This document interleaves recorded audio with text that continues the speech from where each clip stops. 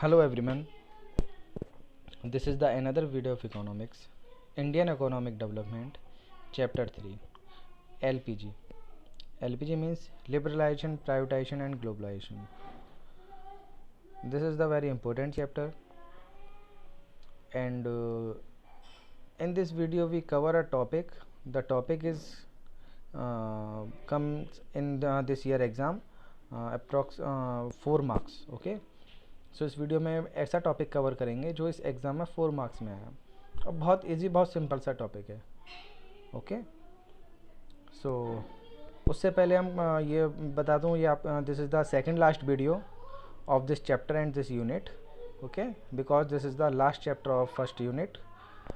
So and after that I provide you questions like that, multiple questions, short questions, very short question and long questions for your homework. Okay, whole unit. Okay, I provide you questions for whole unit first. चलिए आइए शुरू करते हैं। Outsourcing, what is outsourcing? In this video the first topic is outsourcing. So आपने outsourcing word पहले भी कई बार सुना होगा, डिफरेंट वेज में। आखिरकार ये आउटसोर्सिंग क्या होता है?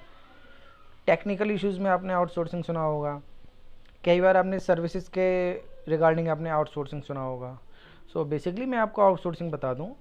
आउटसोर्सिंग से सेंस होता है कि सोर्स, आउट और सोर्स। आउटसोर्सिंग को आप 2 पार्ट्स में डिवाइड कर सकते हैं, आउट प्लस सोर्स, यानी कि जो हमारा सोर्स है वो बाहर है। बहुत आसान हो जाएगा समझना। आउटसोर्सिंग का मतलब है आउट प्लस सोर्स, यानी कि जो हमारा सोर्स है वो क्या है? बाहर है, यानी कि हमारे देश से बाहर है। ठीक है, सपोज आप कोई सर्विस ले रहे हैं, सर्विस में इन द सेंस आप कोई कह सकते हैं टेक्निकल एडवाइस ले रहे हैं, क्लिनिकल एडवाइस ले रहे हैं, या आप कोई कह सकते हैं किसी एडवोकेट से कोई एडवाइस ले रहे हैं। तो वो एडवाइस आप अपने कंट्री से न लेके किसी बाहर से ले रहे हैं। या कोई मान के चलिए कंपनी है ABC लिमिटेड, उसका काम है कि आपको लॉयर वाली एडवाइस देना, आपको है ना, जुडिशरी एडवाइस देना। अब वो अपने यहाँ डायरेक्टली एम्प्लॉय हायर ना करके इस अपने वर्क को किसी और से करवा लेती है। आप समझना बात को। सपोज डेट अमेरिका में एक कंपनी है ABC लिमिटेड, और उसका काम है कि जुडिशरी एडवाइस देना, यानी कि आप कह सकते हैं लीगल एडवाइस देना, लॉयर वाली वर्क करना। ठीक है, लॉयर वाली एडवाइस देना। अब वो कंपनी क्या करती है, अपने यहाँ अगर वो एडवाइस देने का काम कर रही है तो उसको अपने यहाँ लॉयर हायर करने होंगे और उनको काम पे रखना होगा, उनसे एडवाइस देने का काम करवाना होगा, बदले में उनको सैलरी देनी होगी। लेकिन वो कंपनी क्या करती है,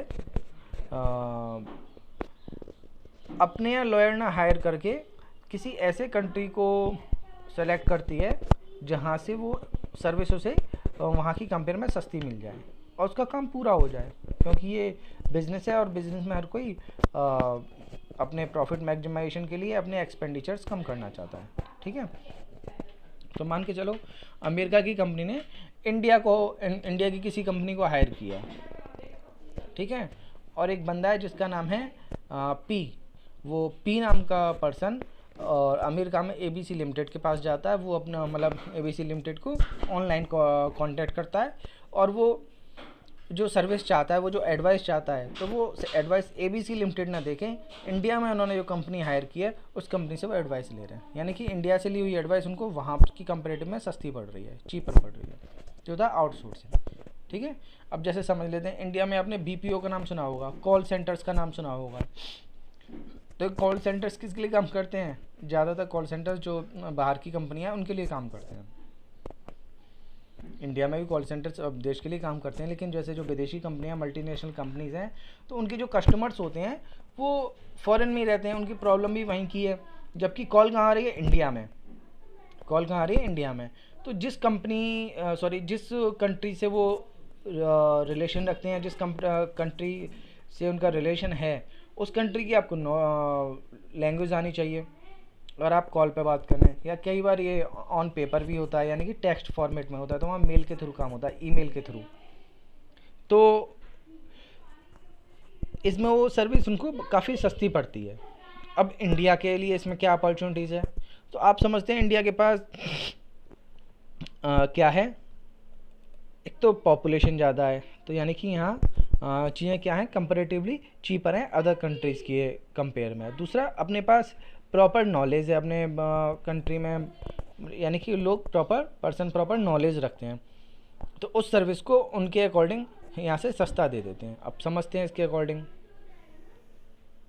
refers to contracting out some of its activities to a third party, यानी कि बात आ गई थर्ड पार्टी की, which were earlier performed by the organisation, और जो उस ऑर्गेनाइजेशन से पहले से ही दी जा रही है। India has become a favourable destination, India इसमें एक बहुत फेवरेबल डेस्टिनेशन है, सबका लोकप्रिय डेस्टिनेशन है। क्यों? Outsourcing because of low wage rates. Main चीज़ क्या है, इंडिया फेवरेबल क्यों है? क्योंकि यहाँ की जो वेज रेट्स है वो कैसी है, लो है। कैसे लो है? अदर कंट्रीज़ की कंपैरिजन में, अदर कंट्रीज़ की कंपैरिजन में क्या है, यहाँ की वेज रेट लो है। And availability of skilled man power, और यहाँ की जो मैन पावर है, जो पर्सनस हैं वो कैसे हैं, स्किल्ड हैं, यानी कि उनकी प्रॉब्लम को सॉर्ट आउट कर सकते हैं, यानी कि उनकी सर्विसेज को फुलफिल कर सकते हैं। इसलिए इंडिया क्या है, फेवरेबल आउटसोर्सिंग डेस्टिनेशन। ठीक है, अब समझते हैं इसके एग्जांपल। जैसे बात करते हैं बीपीओ की। बीपीओ में क्या होता है, कॉल के थ्रू प्रॉब्लम सॉर्ट आउट की जाती है, तो उनको बोलते हैं बिजनेस प्रोसेस आउटसोर्सिंग। बीपीओ को क्या बोलते हैं, बिजनेस प्रोसेस आउटसोर्सिंग। ठीक है, और यहाँ वॉइस के थ्रू काम होती है, कॉल के थ्रू काम होता है, या कॉल सेंटर्स भी बोल सकते हैं। सेकंड वन है रिकॉर्ड कीपिंग। रिकॉर्ड कीपिंग में क्या, रिकॉर्ड्स को मेंटेन किया जाता है।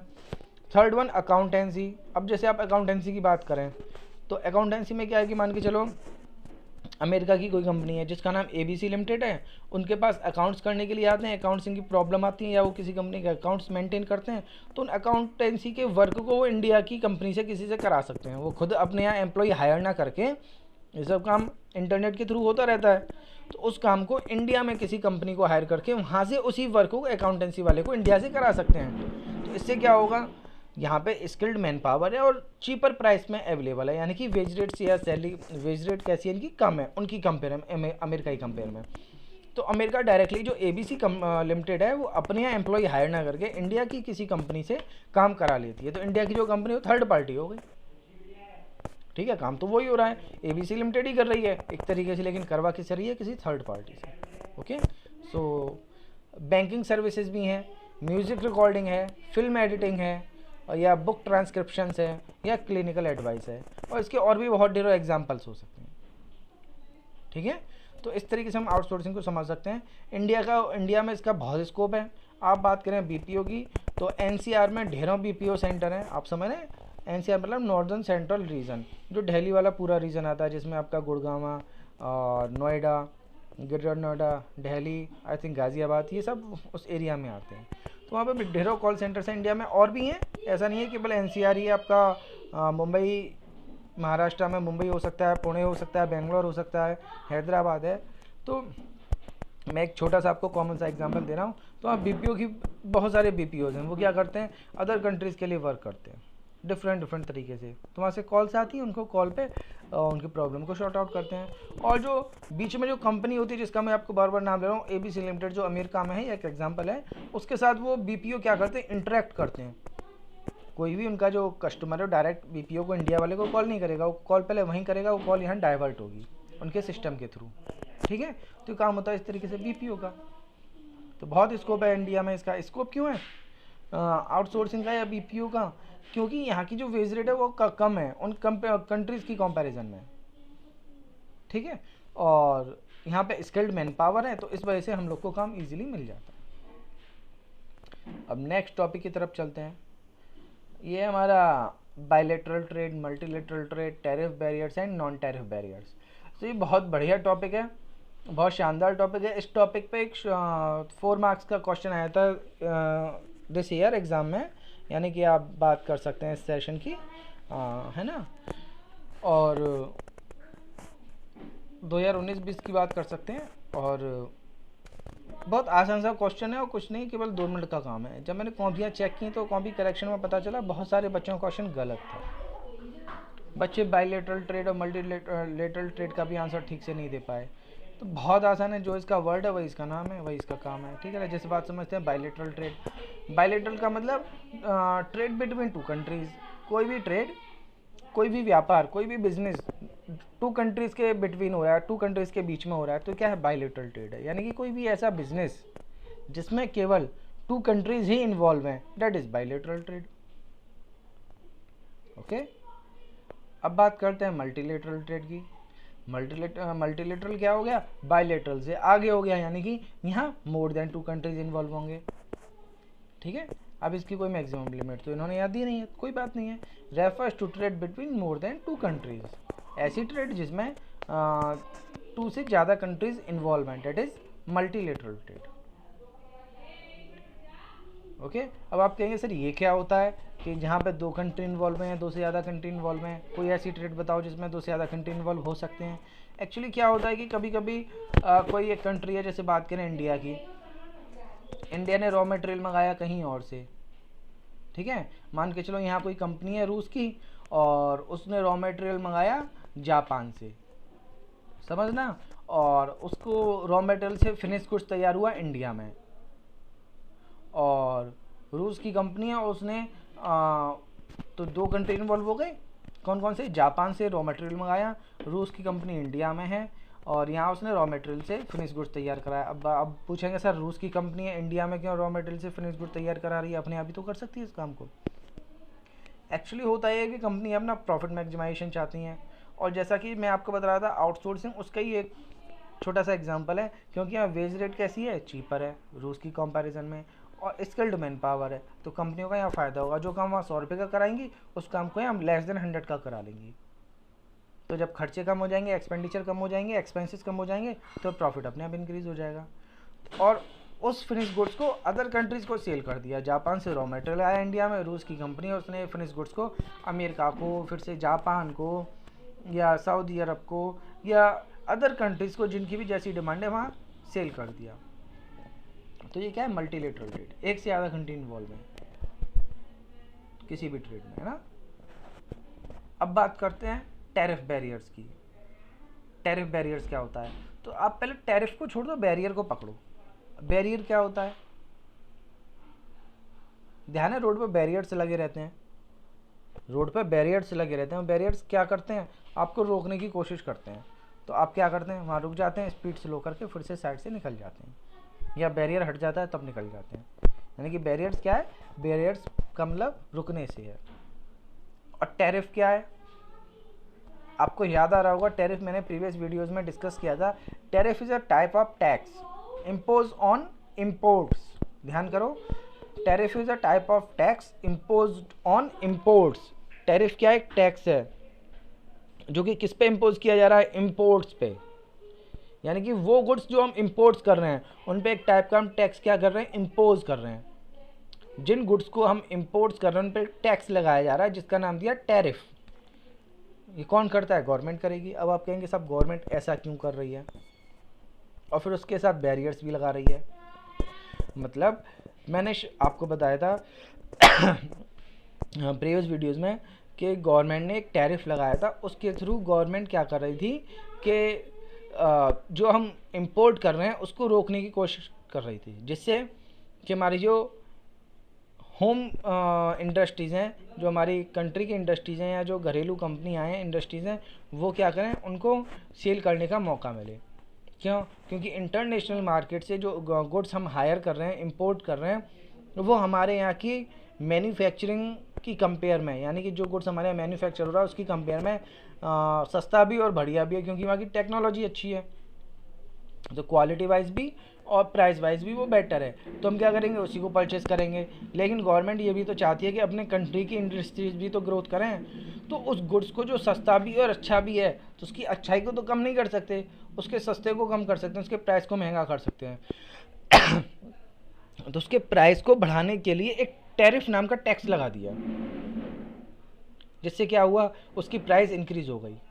तो अब आप उसको परचेज करने के लिए थोड़ा सा सोचेंगे, यानी कि वो हमारे गुड्स को कंपटीशन में थोड़ा सा कमज़ोर पड़ेगा। क्यों, क्योंकि हमारे यहाँ का गुड्स फिर सस्ता हो जाएगा। ठीक है, तो इस सबसे क्या था, हमारे कंट्रीज़ की इंडस्ट्रीज़ को मैन्युफैक्चरिंग यूनिट्स को, कंपनीज को प्रमोट करना था। ठीक है, तो ये टैरिफ बैरियर हो गया। Refer to barriers which are imposed on imports to make them relatively less costly and to protect the domestic production. ठीक है, बिल्कुल क्लियर से समझ लें। टैरिफ बैरियर्स क्या है? एक टैक्स है जो इंपोर्ट्स वाले आइटम पे, इंपोर्ट्स पे लगा दिया जाता है। उससे क्या होता है कि वो चीज़ें महंगी हो जाती हैं और उनके महंगे होने से हमारे जो डोमेस्टिक प्रोडक्ट हैं वो क्या हो जाते हैं? प्रोटेक्ट हो जाते हैं। ठीक है, अब नॉन टैरिफ बैरियर क्या होता है? होता तो ये भी बैरियर ही है, यानी कि इसकी हेल्प से भी हम रोक रहे हैं किसको? इंपोर्ट को, लेकिन यहाँ टैक्स नहीं लगा रहे। इसकी हेल्प से भी हम इंपोर्ट को रोक रहे हैं लेकिन टैक्स नहीं लगा रहे। यहाँ पे हम क्या कर रहे हैं?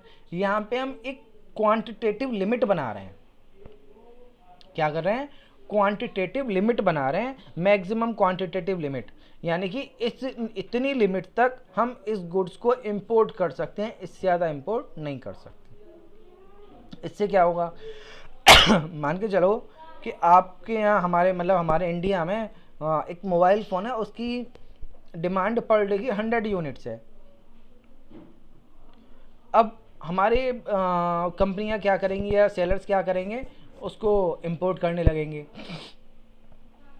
अब 100 पीस पर डे की, 100 यूनिट पर डे की डिमांड है, तो गवर्नमेंट कुछ ऐसा बैरियर लगाएगी क्वांटिटेटिव लिमिट का, मान के चलो वो 50 का लगा देती है कि 50 मोबाइल फ़ोन ही आप पर डे इंपोर्ट कर सकते हैं, 50 यूनिट फ़ोन्स। तो आप क्या करेंगे? जो रिमेनिंग 50 यूनिट्स की डिमांड है उनको फुलफिल करने के लिए आप क्या करेंगे? अपने कंट्री के प्रोडक्शन पर डिपेंड रहेंगे। इससे क्या होगा? हमारे कंट्री के प्रोडक्ट क्या होंगे? प्रोटेक्ट हो जाएंगे। ठीक है, अदरवाइज़ क्या होगा? हम 100 यूनिट की डिमांड हम इंपोर्ट से फुलफिल कर लेंगे और जो इनसाइड द कंट्री या डोमेस्टिक जो इंडस्ट्रीज़ हैं वो बैठी ही रहेंगी, मतलब उनका प्रोडक्ट कंपटीशन से बाहर हो जाएगा और उसका नुकसान अपनी कंट्री की इकोनॉमी को होगा। तो ओवरऑल कंट्री की इकोनॉमी को प्रोटेक्ट करने के लिए, डोमेस्टिक प्रोडक्ट को प्रोटेक्ट करने के लिए हम नॉन टैरिफ बैरियर भी लगाते हैं। यहाँ क्वांटिटेटिव लिमिट के अकॉर्डिंग बैरियर लगता है, गवर्नमेंट सेट करती है as per need. Refers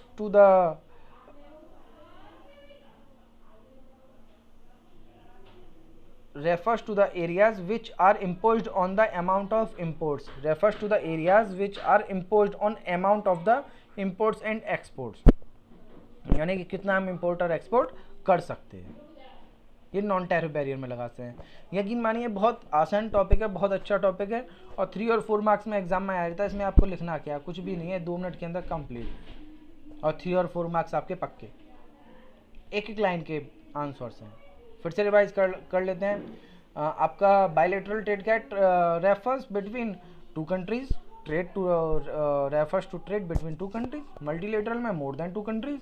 and tariff barrier में which are imposed on imports is a type of tax and its means product relatively costly and protect the domestic product, yeah, production. And non-tariff barriers are same the barriers which are imposed on amount of import or export to protect them, yeah, protect domestic production. कई बार हम export पर ही barrier लगा देते हैं।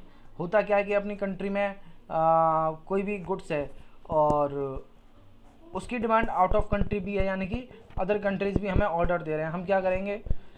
ज़्यादा benefit के, ज़्यादा profit earn करने के लिए हम उसे क्या कर देंगे? एक्सपोर्ट कर देंगे। यहाँ से समझना, हम उसे क्या कर देंगे? एक्सपोर्ट कर देंगे। लेकिन अपने कंट्री में भी तो डिमांड है उस प्रोडक्ट की, तो अपने कंट्री की डिमांड को भी तो हमें फुलफिल करना है। ऐसा ना हो कि हम उसको प्रोडक्ट क्या कर दें? एक्सपोर्ट कर दें और अपने यहाँ उसकी क्या जो अवेलेबिलिटी है वो क्या रह जाएगी? कम रह जाएगी। और डिमांड तो है ही है अपने पास उसकी प्रॉपर अमाउंट में, तो क्या होगा? डिमांड और सप्लाई वाला रूल लग जाएगा। जब डिमांड हाई होगी, सप्लाई कम होगी, तो वो चीज़ क्या हो जाएगी? महंगी हो जाएगी। वो गुड्स या प्रोडक्ट कैसा हो जाएगा? कॉस्टली हो जाएगा, क्योंकि हम उसे क्या कर चुके हैं? एक्सपोर्ट कर चुके हैं। तो उससे भी हमें अपने आप को प्रोटेक्ट करना है, अपनी इकोनॉमी को प्रोटेक्ट करना है, क्योंकि प्राइस वेरिएशन हो जाएगा, प्राइस बहुत हाई हो जाएगा। तो गवर्नमेंट की भी रेस्पॉन्सिबिलिटी है कि गुड्स एंड थिंग्स आपको कैसी मिलती है? एप्रोप्रिएट प्राइस पे, एक प्रॉपर अमाउंट पे। नॉट प्राइस वेरिएशन है, प्राइस फ्लक्चुएशंस पर। ठीक है, फिर से समझ लें। मान के चलो हम पोटैटो की बात कर लेते हैं, आलू की बात कर लेते हैं। अदर कंट्रीज़ में उसकी डिमांड बहुत ज़्यादा है और हमने क्या किया, वो एक्सपोर्ट हम करने लगेंगे क्योंकि वहाँ से हमें पैसा ज़्यादा मिल रहा है। तो लेकिन अपने कंट्री में भी तो उसकी डिमांड है, और मान के चलो सारा ही आलू हम एक्सपोर्ट कर देंगे, सारा पोटैटो हम एक्सपोर्ट कर देंगे, तो हमारे यहाँ तो उसकी सप्लाई कम रह जाएगी। और जब लेस सप्लाई होगी, हाई डिमांड होगी, तो क्या होगा, जो उसकी कॉस्ट है, जो उसकी मार्केट में सेलिंग प्राइस है, वो कैसी हो जाएगी, काफ़ी हाई हो जाएगी। ये अपने माइक्रो इकोनॉमिक्स में पढ़ा था, सप्लाई और डिमांड का रूल। ठीक है ना। तो नॉन टैरिफ बैरियर्स इंपोर्ट और एक्सपोर्ट पे लगाते हैं हम लोग, टैरिफ बैरियर हम इंपोर्ट पे लगा देते हैं, और ये मल्टीलेटरल बाइलेटरल ट्रेड हो गया, एंड दिस इज़ आउटसोर्सिंग हो गया। ठीक है स्टूडेंट्स, सो ये हमारा सेकंड लास्ट वीडियो है इस चैप्टर का और इस यूनिट का। इसके बाद हम मिलते हैं नेक्स्ट वीडियो में, और इन नोट्स की हेल्प से आप अपने सेल्फ नोट्स प्रिपेयर कर सकते हैं। देन अगर आपको अगेन कोई प्रॉब्लम है तो आप मेरे साथ डिस्कस कर सकते हैं। अच्छा लगता है जब आप लोग क्वेश्चन पूछते हैं, तो आप लोग क्वेश्चन पूछने के लिए आपका स्वागत है, आपका वेलकम है। आप फ्री हैं क्वेश्चन पूछने के लिए, आप अपनी सूटेबिलिटी के हिसाब से अकॉर्डिंग कभी भी क्वेश्चन पुटअप कर सकते हैं, या कोई भी अदर हेल्प है वो आप हेल्प ले सकते हैं, बशर्ते आप लोग घर पे रहिए, सुरक्षित रहिए और पढ़ते रहिए। ठीक है, ओके, मिलते हैं नेक्स्ट वीडियो में। Good bye.